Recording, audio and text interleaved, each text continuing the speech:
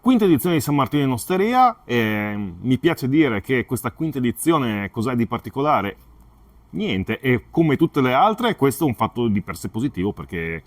reiterare un'iniziativa come del genere per 5 anni è un ottimo risultato, vuol dire che è radicata, vuol dire che è conosciuta e vuol dire che le osterie partecipano. In realtà non è proprio come al solito, perché in questi 5 anni abbiamo visto continuamente migliorare la qualità dell'offerta delle osterie. Era partita timidamente la manifestazione con sostanzialmente una tartina abbinata a un calice, adesso abbiamo piatti veri, piatti anche arditi in un certo senso, perché alcuni osti hanno veramente voluto osare e fra l'altro abbiamo una penetrazione territoriale molto, molto interessante: 18 osterie partecipanti, 11 di Udine, 7 della provincia, una della provincia di Pordenone, quindi non solo è l'occasione per frequentare le osterie della città, ma è anche un'occasione per esplorare il nostro Friuli e assaggiare svariate declinazioni della cucina della nostra tradizione. Quest'anno abbiamo avuto la fortuna di avere 18 osterie divise quasi equamente fra la città e i dintorni. Addirittura siamo andati anche in provincia di Pordenone, e questo ci dà, diciamo così, la forza di andare avanti e di continuare, di perseverare per la nostra identità friulana.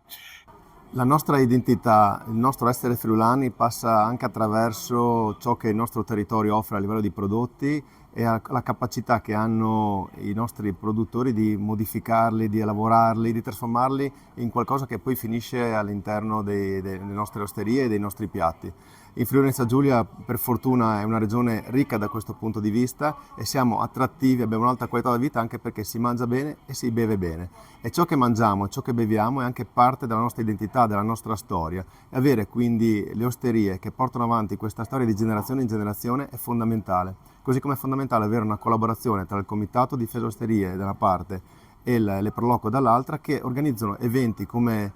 questo, che consentono proprio di creare momenti di socialità, momenti di ritrovo, momenti di stare insieme con i prodotti del nostro territorio, con il nostro Friuli, quindi il Friuli a tavola, ed è un qualcosa che va assolutamente valorizzato e sostenuto, e l'auspicio è che siano sempre più numerose le realtà che organizzano eventi come questi, che nascono appunto da una collaborazione tra il mondo associativo e il mondo poi produttivo, quindi le osterie che fanno grande il nostro Friuli. Quindi il Consiglio regionale da questo punto di vista non può che essere qui presente e ringraziare coloro che hanno lavorato a questa manifestazione, a questo evento. Sono tutte tradizioni che in qualche modo vanno mantenute e che le Proloco in qualche modo mantengono vive, ma le mantengono vive in tantissimi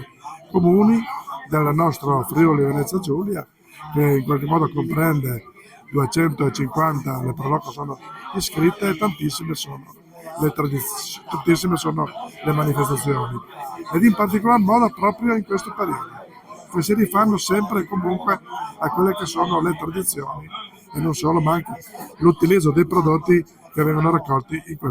proprio in questo periodo. Annalisa, avete ricevuto un contributo da parte della Proloco Città di Udine per questo evento? Sì, infatti ringraziamo la Proloco per questo contributo e per averci invitato a questo evento. Relativamente al nostro contributo sulla mappatura delle osterie di San Martino in Osteria, dell'evento San Martino in Osteria. La mappatura è semplicemente la raccolta dei dati oggettivi delle osterie coinvolte, e per dati oggettivi si intendono tutti quei dati che possono essere utili alle persone che hanno esigenze motorie, sensoriali, cognitive, per poter sapere in anticipo se il luogo che vogliono appunto frequentare è adatto alle loro esigenze. Quindi con appunto la collaborazione con questo evento, in anticipo le persone potranno sapere se si troveranno bene o meno in un luogo che hanno deciso di frequentare. Ting in salute e ci attinsi in osterie,